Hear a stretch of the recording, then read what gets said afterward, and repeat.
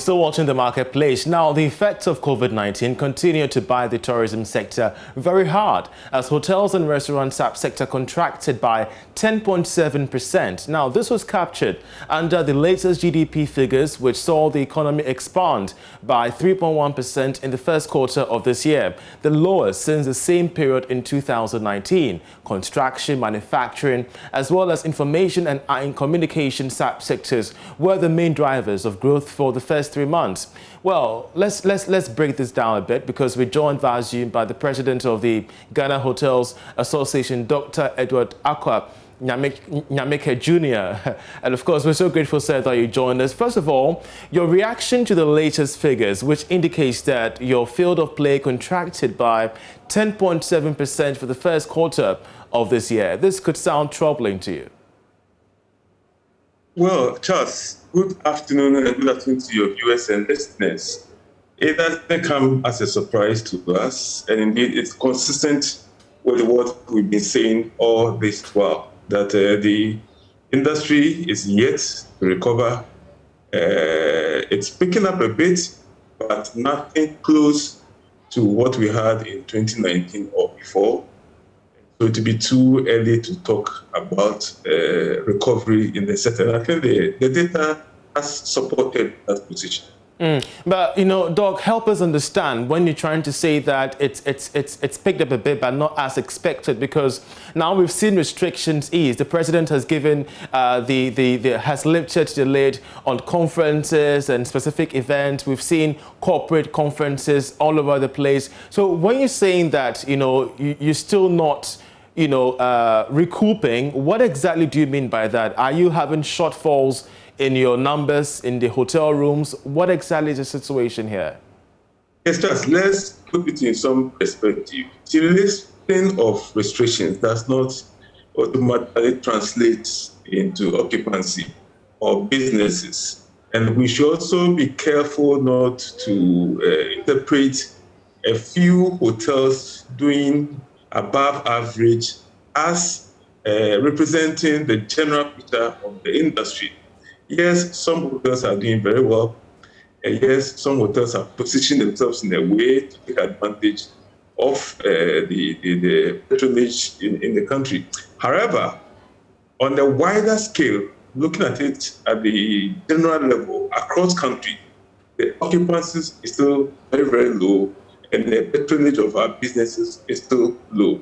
And I believe that's what the statistics has captured. And we need to also mention that, yes, the international arrivals, formed a substantial part of the performance of the industry. Okay. It's always formed a significant part of the performance of the industry, and that area is still struggling. And you know that also has a rippling effect on even the domestic performance. So once that one is still struggling, then the picture is still gloomy, as we say. The Ghana Enterprises Agency, then the National Board for Small-Scale Industries, you know, they have, says that your members have received their share of the COVID-19 stimulus package. How do you respond to this? Yes, have you seen the data, the information?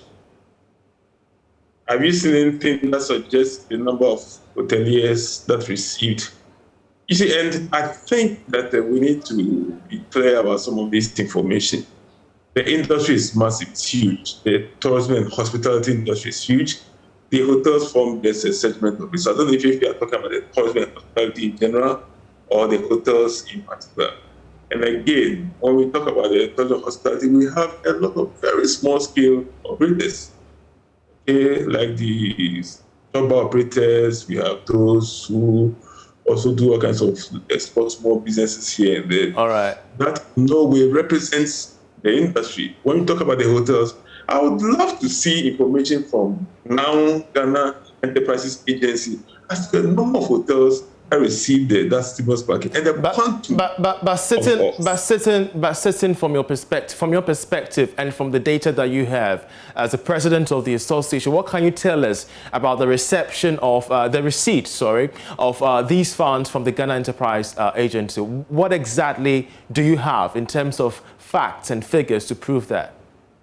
I wish I had the facts and figures to talk about as we speak now. What happened was that the NSSI then started so well with us, was very transparent. We sent all the list of our members to them, and they were giving us information. Eventually, when the disbursement started, they gave us just a list of about 8 names, and that was it. We never heard nor received any further information from them. So as we speak, I am unable to say X number of hoteliers received support from NDSSI.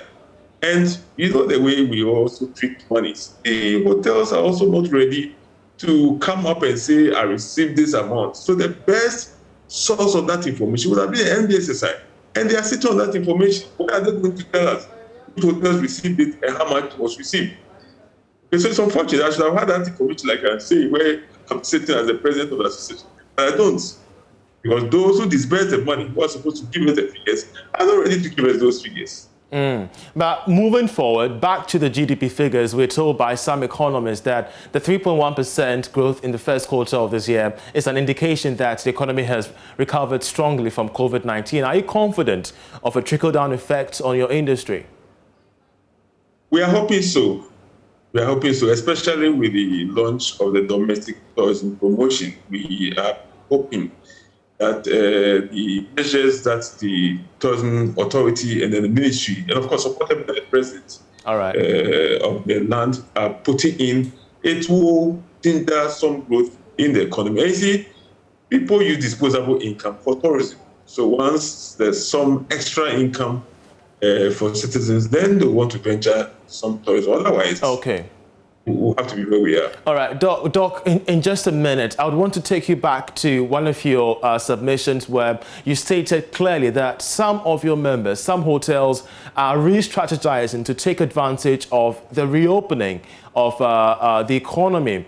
How best can your association in this regard tap into what is happening currently so you don't miss out on the entire picture? Okay.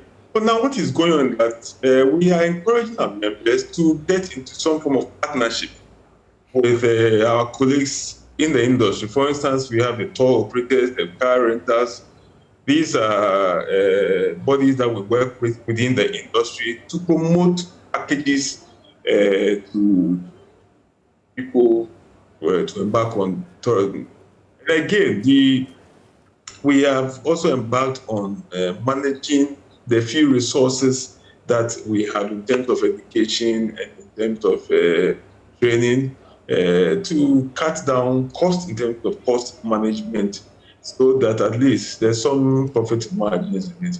And of course, we are also pushing for the online market, the social media marketing. We are getting our members to go more in that direction because doing the business as usual in the past, it's not taking anybody anywhere. So we are pushing for that. The more need for you to reposition yourself. We're so grateful, Dr.